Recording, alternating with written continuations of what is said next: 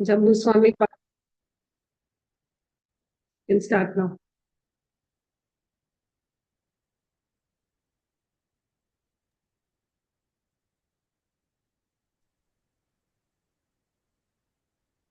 इसके आपके बाद किसका है, मतलब वो कोमल जी तो करेंगे, उसके बाद किसका है?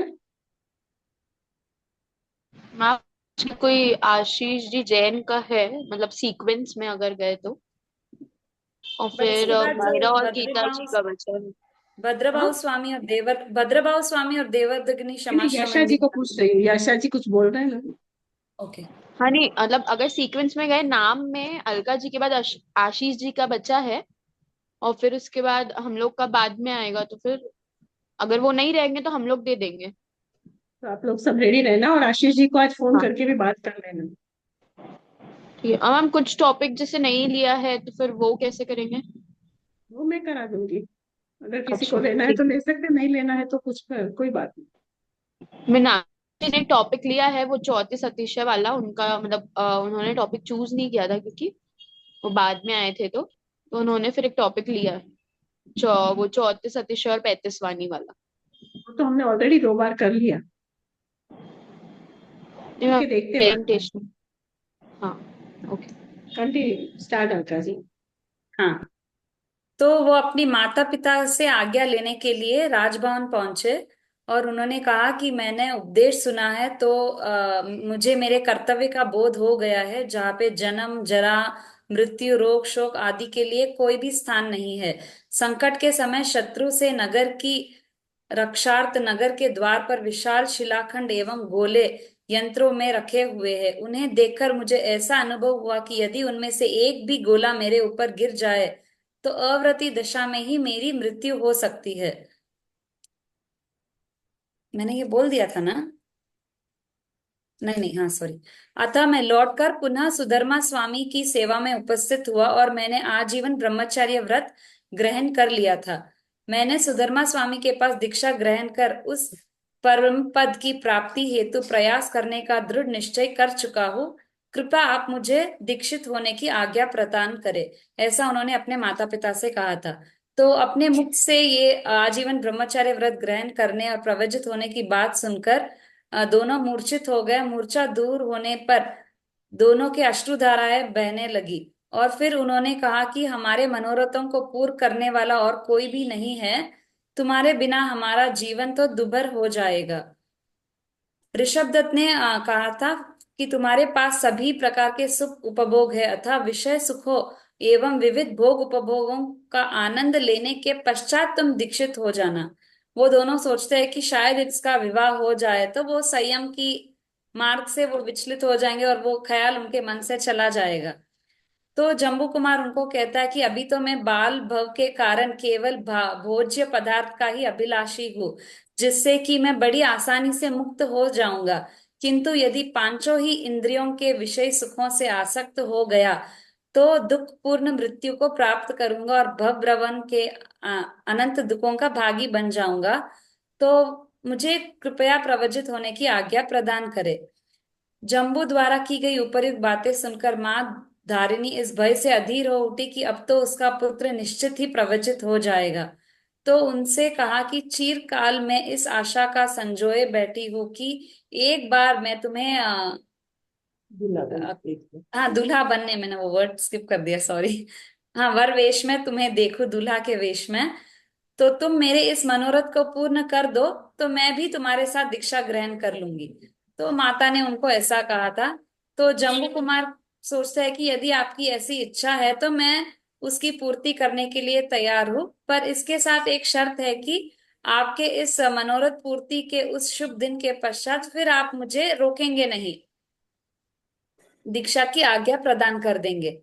तो धारिणी ने संतोष की सांस ली। उन्होंने सोचा कि अभी उनके मन में एक आशा की किरण प्रकट हुई कि बड़े से बड़े योगियों को भी विचलित कर देने के लिए एक ही रमणी पर्याप्त होती है। और इधर तो ये 8 कन्याओं के साथ विवाह हो रहा है, तो पुत्र को उन्होंने भोग मार्ग की ओर आकृष्ट करने में वो अवश्य सफल हो जाएगी, वो ऐसा सोचते हैं। ये सोच के आठों कन्याओं के माता पिता को ये संदेश भिजवा दिया जाता है और उनके विवाह का प्रसंग आता है। विवाह की मांगलिक वेला में सुसज्जित हाथी की पीठ पर देव विमान के समान वर वेशधारी जम्बू कुमार आरूढ़ हुए। वर वेश में सजे परम कांतिमान जम्बू कुमार कन्याओं के घर पहुंचे। वर वधुओं को घर में प्रवेश करवाया गया और संपूर्ण वैवाहिक विधि विधान के साथ जम्बू कुमार का 8 वधुओं के साथ विवाह किया गया। पानी ग्रहण संपन्न होने पर आठों सार्तवाहों ने जम्बू कुमार को दहेज में भोग उपभोग योग्य वस्त्र अलंकार आदि विपुल सामग्रियों के साथ में स्वर्ण मुद्राएं प्रदान की और अपनी आठों वधुओं के साथ जम्बू कुमार भवन की ओर लौटे। निशा के आगमन के साथ ही जम्बू कुमार ने आठों नव वधुओं के साथ अपने अपने भवन में सजाए गए सुंदर शयन कक्ष में प्रवेश किया। विशाल कक्ष के मध्य में सुंदर कलाकृतियों के प्रतीक 9 सुखासन एक दूसरे से सन्निकट गोलाकार में रखे हुए थे। जम्बू कुमार ने उनमें से मध्यवर्ती सिंहासन पर बैठे हुए सहज मृदु एवं शांत स्वर में अपनी पत्नियों को आसन पर बैठने को कहा। अपनी आठों पत्नियों को उन्होंने संबोधित करके कहा, आपको विदित है कि कल मैं प्रातः काल प्रवजित होकर मुक्ति पथ का पथिक होने जा रहा हूँ। आप आश्चर्य कर रही होंगी कि मैं आपके वैभव का परित्याग कर भोगों से विमुख हो त्याग मार्ग की ओर उन्मुख हो रहा हूँ। मेरे द्वारा त्याग मार्ग अपनाने को आप भली भांति समझ सके, इसलिए मैं एक स्पष्ट बात कह देना चाहता हूँ। वह यह है कि सांसारिक विषय भोग मानव को उसी समय तक प्रतीत होते हैं जब तक उनके हृदय में जो तत्व बोध है उनकी जानकारी ना हो। और मैंने सुधर्मा स्वामी से की कृपा से तत्व बोध प्राप्त कर लिया है, इसीलिए विषय भोग के सुख को अभी मैं त्यागना चाहता हूँ। वस्तुतः ये सब विषय भोग क्षण भंगुर है। इन विषय भोगों से प्राप्त होने वाले सुख भी क्षणिक होने के साथ साथ अनंत दुखानुबंधी होने के कारण भव भ्रमण कराने वाला कारण बनता है। तो यह सब सुनकर उनकी पत्नियों को उन्होंने प्रतिबोध दिया था।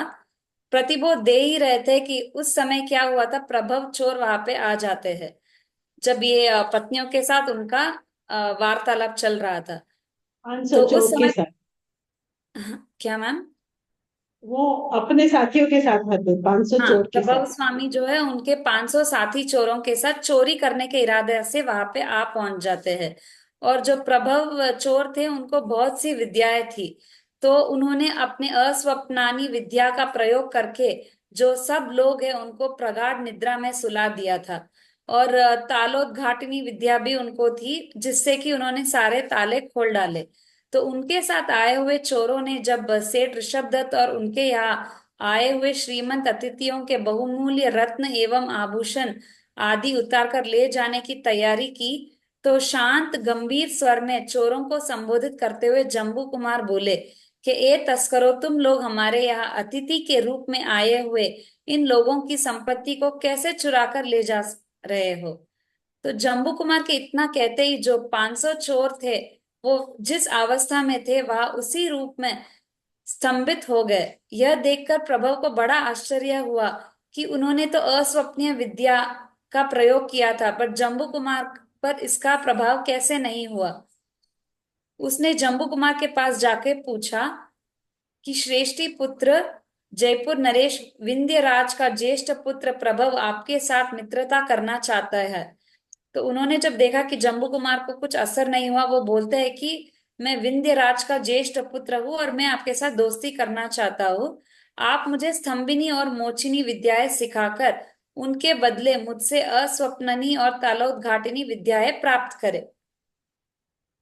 तो जम्बू कुमार ने कहा कि मैं तो प्रातः काल ही अपनी सारी संपत्ति का परित्याग करके प्रवृत्त होने वाला हूँ और मुझे इन पापकारी विद्याओं का अभी कोई भी प्रयोजन नहीं है। मैं तो पंच परमेष्टि मंत्र को ही सबसे बड़ा मंत्र मानता हूँ। तो जम्बू कुमार की ये प्रवृत्त होने की बात सुनकर उनको बड़ा आश्चर्य हुआ।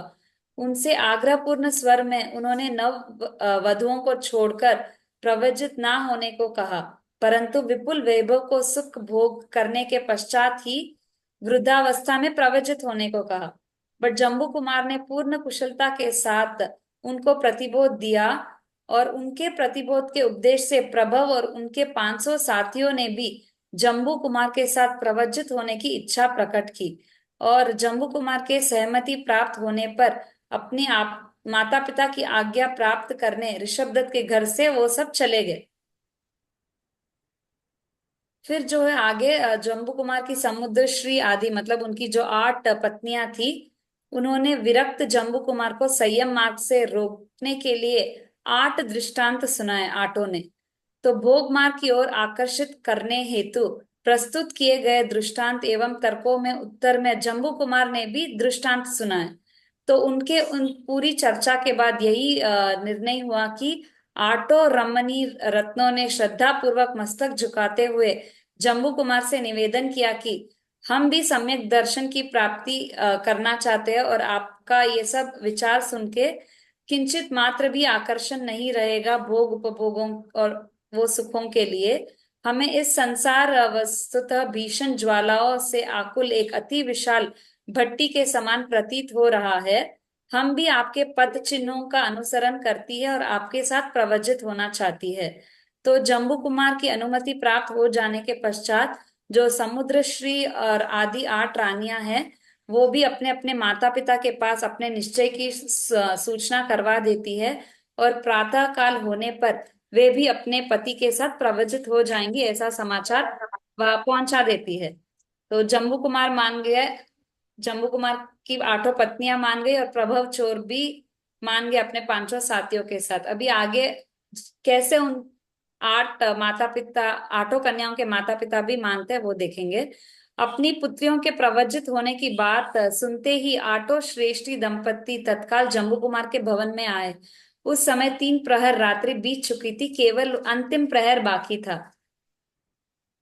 तो अपनी 8 पत्नियों को प्रतिबोध देने के पश्चात जम्बू कुमार नियम अनुसार अपनी माता पिता के पास पहुंचे।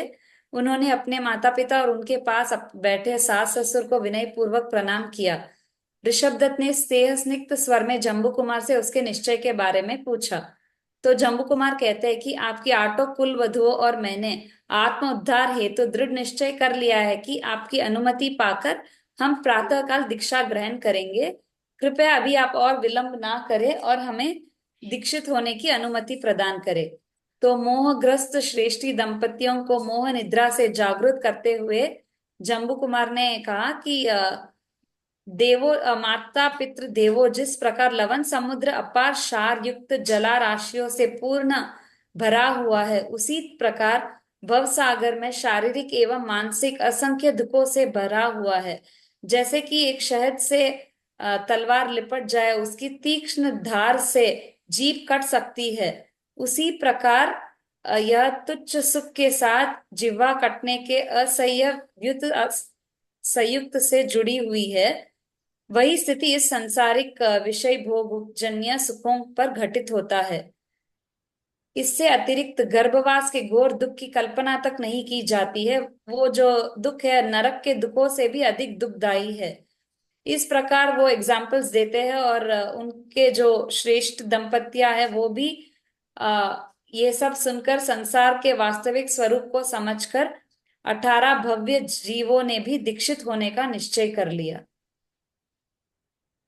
तो इस प्रकार हम देखते हैं कि जो जब प्रातः काल होती है तो सारे नगर में यह समाचार पहुंच जाते हैं कि जम्बू कुमार जो है वो अपने अपार वैभव का परित्याग करके अपने माता पिता, अपने 8 नवविवाहित कन्या, उनके माता पिता 16, प्रभव चोर 1 और उनके 500 साथी, तो टोटल 527 साथी और खुद जम्बू कुमार 1, तो 528 लोगों ने भी दीक्षा ग्रहण कर ली। जहां हम देखते हैं कि एक जम्बू कुमार को दीक्षा लेना था, उनके माता पिता ने जो उनके शादी की योजना बनाई उसके कारण 527 लोग जो है वो भी इस मार्ग पर आरूढ़ हो गए। तो दीक्षा समूह के अपूर्व ठाठ को देखकर अपने नेत्रों को पवित्र करने की अभिलाषा से सारे नगर के लोग वहां पे उपस्थित हो गए थे। अनेक प्रकार के वाद्य यंत्रों की मधुर ध्वनि के बीच जम्बू कुमार अपने माता पिता के साथ 1000 पुरुषों द्वारा वहन की जाने वाली शिविका में आरूढ़ हुए। जय घोषों के साथ उनकी अभिनिष्क्रमण यात्रा प्रारंभ हुई। कल ही जिनकी वर यात्रा का मनोरम दृश्य देखा गया था और आज एक ही दिन बाद उनकी अभिनिष्क्रमण यात्रा देखने के लिए राजगृह के विशाल राजपथों पर चारों ओर जन समूह उमड़ पड़ा। उनकी अभिनिष्क्रमण यात्रा राजगृह के नगर के मुख्य मार्ग से आगे बढ़ते हुए नगर के बाहर उस उद्यान में आ पहुंची जहाँ पे सुधर्मा स्वामी विराजमान थे। तो दीक्षार्थी द्वारा दीक्षा ग्रहण करने से पूर्व की जाने वाली सभी आवश्यक क्रियाएं की गई थी और सुधर्मा स्वामी ने विधिवत भगवती दीक्षा प्रदान की। इस प्रकार हम याद देखते हैं कि 99 करोड़ स्वर्ण मुद्राएं एवं 8 रमणीय रत्नों को त्याग कर जम्बू कुमार 527 मुक्षों के साथ दीक्षित हुए।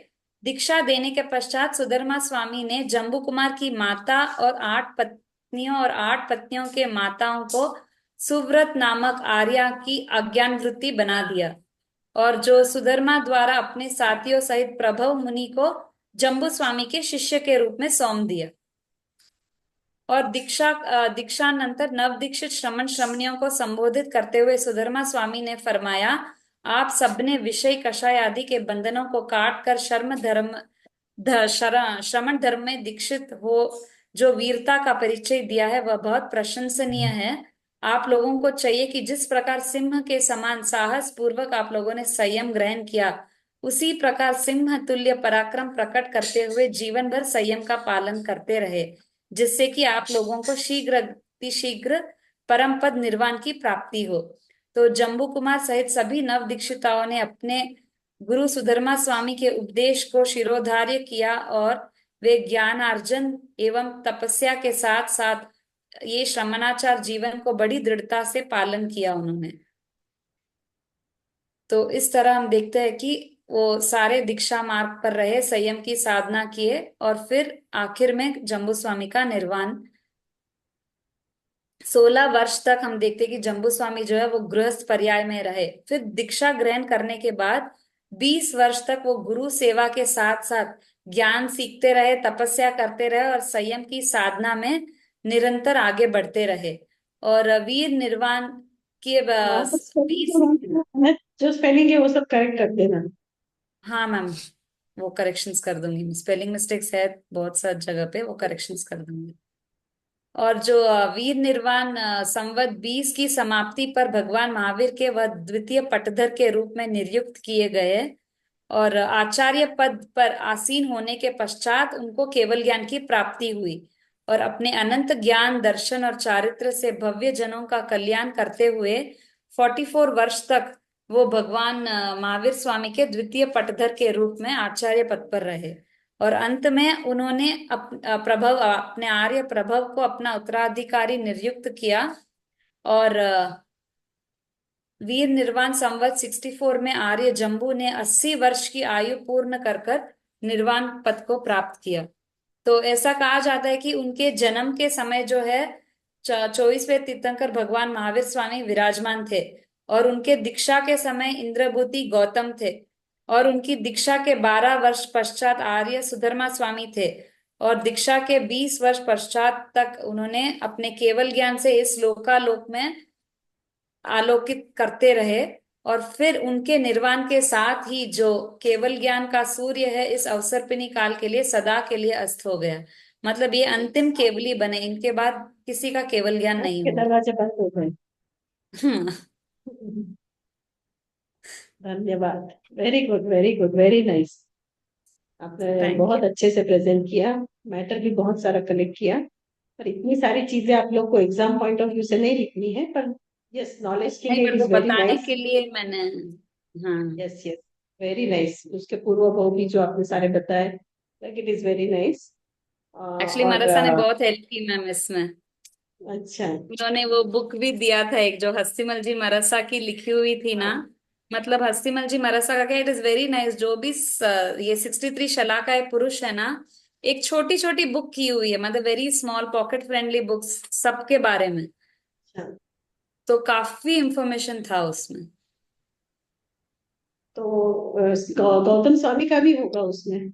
हाँ सब है, गौतम स्वामी, भद्रभाव स्वामी, सबका है। मतलब very small books and easy to study और हमें जैसे समझ में आए वैसे भाषा में दिया हुआ है। वो पीडीएफ में नहीं होगी ना? आप सबको शेयर कर सको, वैसा नहीं होगी। नहीं नहीं, वो स्कैन करके इसमें जैसे मैंने डाला ना कट करके, वैसे करना पड़ेगा। हम्म, तो कोमल जी को कुछ गौतम स्वामी जी की डिटेलिंग मिले तो वो उनको दीजिएगा, ओके, चाहिए था क्या उनको? हाँ, ठीक क्योंकि है, मैं पूरा दे था। दूंगी। गौतम रिलेटेड एक बहुत ज्यादा। स्टोरी वाइज नहीं अहमद है आ गया क्या? ओके, तो। ठीक है, मैं वो देख बहुत के फिर अच्छा। देती हूँ बुक। ओके। मैम, और आगे इसके आगे भद्रभाव स्वामी और देवर्दग्नि शमाश्रमण का भी करना है क्या? हाँ, वो कौन कर रहा है? एक्चुअली वो किसी ने लिया नहीं, वो पूरा एक ही नहीं, लाइन में टॉपिक लिखा हुआ था, तो नाम मैंने मेरा ही लिखा था। अच्छा। तो मैं करूँ कि कोई और करेगा? नहीं, वो तीनों तो एक मतलब ये तो आपने बहुत डिटेल में लिए इसीलिए बड़ा हो गया, नहीं तो ये छोटा छोटा तीनों का आपको ही लेना था, 5-5 मार्क रिलेटेड। हाँ, तो अगर वो वो सारा। छोटा छोटा ही लेना है तो नेक्स्ट वीक, अभी कल वेनसडे है ना, कल अगर कोमल सुधर्मा स्वामी का कर देंगे तो हमारा क्या फ्राइडे को पूरा एंड हो जाएगा। तो हाँ हाँ, मंडे को चाहिए तो मैं भद्रभाव स्वामी और देवादिग्नि शमाश्रमण का फिर कर दूंगी। ठीक है, चलेगा। चलेगा और ना? ये सारा फिर बाद में नोट्स के रूप में भी शेयर कर देना मुझे, वर्ड फाइल। हाँ, वो थोड़ा करेक्शन, स्पेलिंग मिस्टेक्स का करेक्शन करके कर दूंगी। हाँ हाँ, मैडम तो मेरा नेक्स्ट वीक आप कंफ्यूजन करिएगा, कर रहा हूँ। क्योंकि कल वेडनेसडे है, बाद में हमारा क्लास तो मंडे ही आएगा। हाँ, तो मंडे फिर अगेन आई डू। कल हाँ, कोमल ठीक। कंटिन्यू कर लेंगे। तो मैम ये पूरे 5-5 मार्क्स का रहेगा, इतना डिटेल नहीं लिखना होगा ना? ये लिखना नहीं है, पर आपको जानना जरूरी है। जानना है। तो 5-5 मार्क में तीनों का लिखना होगा, जैसे अभी अलका जी बताएंगे। 5 मार्क का खाली जम्बू स्वामी, 5 मार्क का खाली सुधर्मा स्वामी, अच्छा। 5 मार्क का अच्छा। गौतम स्वामी का, 10 मार्क का दिया है मैंने। आपने क्वेश्चन बैंक नहीं देखा? देखा देखा नहीं। है। हाँ, तो उसमें जैसे दिया है ना मार्क्स के हिसाब से, 5 मार्क, नौ हाँ, मार्क और 12 मार्क, उसी हिसाब से एग्जाम में दिया है। ठीक है। मैम मैं थोड़ा कंफ्यूजन हो रही हूँ मैम। पर आशीष जी को बोलना है प्रेजेंटेशन, क्योंकि उनका ही है नेक्स्ट। हाँ हाँ, बोल दीजिए, पूछ लीजिए क्या क्योंकि बोल रहे हैं वो। कोमल जी का तो थोड़ा सा ही है पेंडिंग, कल तो हो जाएगा 15 मिनट में। कल हो जाएगा, कल हो जाएगा। हाँ, कल तो आराम से हो जाएगा, कल तो फिर उसके बाद पर मैम अभी मैं करती हूँ आपने तो बोला कि 35 37 है, इसके बाद और भी आपके गर्दन बाकी है ना? हाँ मैम, हाँ मेरा बचा है, समृद्धि बचा है, और शायद गीता जी का, मतलब मेरे को गीता आइडिया जी नहीं है का उनका हुआ है कुलकर कि के नहीं। बारे में बचा है मैम, कुलकर। हाँ। नहीं नहीं नहीं, गणदर की बात कर रही हूँ, गणदर के रिलेटेड। अच्छा। वो हो गया है मैम, बस वो आशीष जी का शायद वो वाला है टॉपिक है, वो स्तूपा और वाला केव वाला एब्रॉड, हाँ हाँ। जैनिज्म इन एब्रॉड, वो वाला शायद टॉपिक है उनका। और अभी आपने किसका बोला 35 37 चौथी साड़ी लेना है? मीनाक्षी जी ने लिया है वो। अच्छा जी। हाँ, मीनाक्षी जी। मीनाक्षी जी, अच्छा अच्छा अच्छा। वही मैं अरिस्टोनमी का पहले तैयार की थी, कल आपसे तो कंफर्म आपका किया तो था, हो आप गया ना बोले मीनाक्षी जी? मेरा नहीं आपका हुआ तो अभी तक। कुछ भी नहीं हुआ मेरा। तो फिर आप वो ले लीजिए ना, दूसरे दुकानदार की जो नोट्स है ना उनके पास, वो लेके आप वो कर दीजिए ना, नया टॉपिक। 35 37 और 34 वाणी का क्यों करना है, वो ऑलरेडी 2 बार हो गया। एक बार मैंने कराया था, एक बार मेरे ख्याल से सुमन ने भी किया। नहीं, उन्होंने तो तीर्थंकर और केवली में अंतर बताया था। सुमन जी की जिस दिन स्टार्ट हुआ था ना, उसी दिन मेरी क्लास स्टार्ट हुई थी फर्स्ट से। तो उन्होंने तो तीर्थंकर और केवली के डिफरेंसेस बताए थे। क्या बताए थे? तीर्थंकर और केवली में जो डिफरेंस हाँ, है वो ना, वो बोल रहे हैं बताए कि थे। सुमन जी ने ना तीर्थंकर और सामान्य हाँ, केवली में बराबर, डिफरेंस उन्होंने बताया, डिफरेंस बताए थे, याद ज्वाइन आया अभी किया था। मुझे। हाँ तो वही हाँ, पर 34 और 33 का मैंने तैयारी कर ली है, बस लिखना बाकी है मैम मोस्टली। मतलब पीपीटी बनाई है आपने? नहीं, मैं पेपर नोटबुक में लिखूंगी, क्योंकि ये सब भी मेरे को मैनेज नहीं होगा मैम एक्चुअली। पूरा का पूरा वैसे ही नोट्स है, उसमें कुछ लिखने की जरूरत नहीं है, वो तो पूरे पॉइंट्स ही है। वो तो पूरा लिखा हुआ ही है ना, उसमें तो कुछ है ही नहीं। तो आप ओके, यही मैं कर बात लीजिए करती ना। हूँ। ओके, वो उनका रेडी है तो मैं कर लूंगी उनका। हाँ, उसके पास नोट्स पूरे हैं, वो आपको शेयर बोल दो तो वो शेयर कर देंगे उनका जी। Okay ma'am. उसमें से एक आपको करना है तो एक करो, एक दूसरा अलका जी कर लेंगे, देख लो। या किसी और को करना है तो कोई और कर लेगा, पर दोनों छोटे छोटे आप कौन सी कर चौथी दोगे तो भी सतीश है और चलेगा। क्या नहीं, इसकी मीनाक्षी जी? तैयारी कर ली, आधा लिख लिया मैम मैंने, भाई चौथी वैसे तृतीय ही से और जाने वाला एग्जाम में आएगा ही। वो तो ठीक है। कहीं नहीं जाने वाला, और आपको सब प्रिपरेशन करना ही है एग्जाम के लिए। टेस्ट के लिए भी अभी डेट्स आ गई ना, 25 तारीख की। Okay okay. मेजोरिटी 25th ही है मैम। 25 तो ये सबको कन्वीनियंट है तो वही रख देंगे। 25th हाँ की। मैम 25। तो मैम अलका जी से कितना लूँ मैं, पोर्शन कितना लेना है उनका, क्या क्या लेना है मुझे? किसमें? अलका अल जी से क्या क्या लूँ मैं? भद्रबाहु और देवादी महाश्रवण। गवर्नमेंट समाज। देवाली महाभारत। महात्मा। उनको पता है, अलका जी को महाश्रवण। पता है। ठीक है, मैं ले लूँ, फिर एक दो दिन में देख तैयारी लीजिए। करके मैं बोल देती हूँ। हाँ हाँ, अभी तो टाइम है ना, आज तो मंगलवार ही हुआ है। बुध गुरु शुक्र शनि रवि, 5 दिन है आपके पास। मैम बट एक था जो भद्रबाहु स्वामी, दो थे क्या? बिकॉज उस बुक में ब्रैकेट में द्वितीय लिखा हुआ है, ऐसा तो उनका बोलना है कि नहीं, पहले वाले का ही लीजिएगा। पहले वाले का। ओके। आपने रेडी किया मतलब हुआ है क्या दोनों ही अलका जी? भगवान महावीर के ही पाठ परंपरा के है क्या? यस। ओके। तो जो जिन्होंने वो सगम स्तोत्र का रचना की, उनका बोलना है। हाँ, ओके। ठीक है। तो कोमल जी कल आप कर लीजिएगा, यस मैम। और उसके बाद में किसी को कुछ और क्वेश्चन बैंक सबको मिल गया, मैम सबको टेस्ट का वो मिल आदित्य गया। भी नहीं है तो फिर उनके मतलब उनके बदले फिर कौन करेगा प्रेजेंट? अगर मतलब जैसे कोमल जी का हो गया, उसके बाद आशीष जी का है, अगर वो नहीं किए तो। तो आप कर लेना ना, कोई भी कर लेना। ओके मैम, ठीक है ना। आप लोग कर लेना ना, मैं एक बार कोई बात भी। कर लेती हूँ उनसे। अगर वो है रेडी तो फिर मैं उनको बोल दूंगी कल आपका प्रेजेंटेशन रहेगा। उनका तो केव्स का है ना। हाँ मैम, मतलब नेक्स्ट उन्हीं मेरे का ख्याल है, अलका जी के बाद। हाँ, मेरे ख्याल से तो नहीं करेंगे, फिर भी पूछना है तो पूछ लेना। आप कर ओके देना, ओके मैम। या और किसी को करना है तो हाँ मैम, मेरा भी देख लेना। रेडी है, अगर वो नहीं करेंगे तो फिर मैं कर दूंगी। ठीक है। Okay ma'am. ठीक। हाँ, तो आज का क्लास यही खत्म करते हैं। जय ओके मैम। जिनेन्द्र। जय जय जिनेन्द्र। श्री राम। जय आप जिनेन्द्र मैम। मीनाक्षी जी देख लीजिए, आपको सहूलियत है तो वो इजी है, उसमें कोई है ही नहीं। नहीं, एक्चुअली मैम बहुत ज्यादा पढ़ लिया मैंने कल रात से, 34 अतिशय और 35 वाचनातिशय, तो वो मेरे को इजी होगा। बहुत तैयारी कर ली, बस लिखना ही बाकी है। हाँ, पर उसमें तो कुछ सब मैटर रेडी है, उसमें तो कुछ है भी नहीं। पॉइंट वाइज 30 नहीं पॉइंट्स मैम, उसमें। अंकर और अतिशय और इन सब के अरिहंत के बारे में थोड़ा डिटेल से बताने वाली थी। फर्स्ट वो तीर्थंकर के जरूरी बारे नहीं है, में वो कुछ भी नहीं लिखना है यहाँ पे, एग्जाम में भी नहीं नहीं। लिखना है।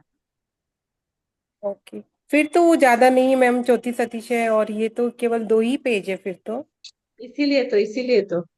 इसीलिए मैंने आपको ये बोला। ठीक है, देख उनके लीजिए पास फिर में आपकी कितना क्या होगा? इच्छा है, देख लीजिए। आपको जो भी हम्म इजी होता है, मतलब ये भी पढ़ाई भी हो जाएगी आपको, और रेडी मैटर हम्म। भी है उनके पास। मैं देखती हूँ मैम, जो कन्वीनियंट और इजी लगता है मेरे को हाँ मैं तैयार हाँ। करती ऐसे भी हूँ। कल ओके। तो कोमल जी और यशा जी कर रहे हैं ना। आज मतलब हम्म। आपके पास आ जाए फिर देख लीजिए, वो भी स्टोरी है और कुछ है ही नहीं उनमें, उसमें भी। ओके, मैं बात करती हूँ अलका जी से मैम। हाँ, चलो ओके। सबको जय जिनेन्द्र। Bye bye. जय ठीक है। जिनेन्द्र।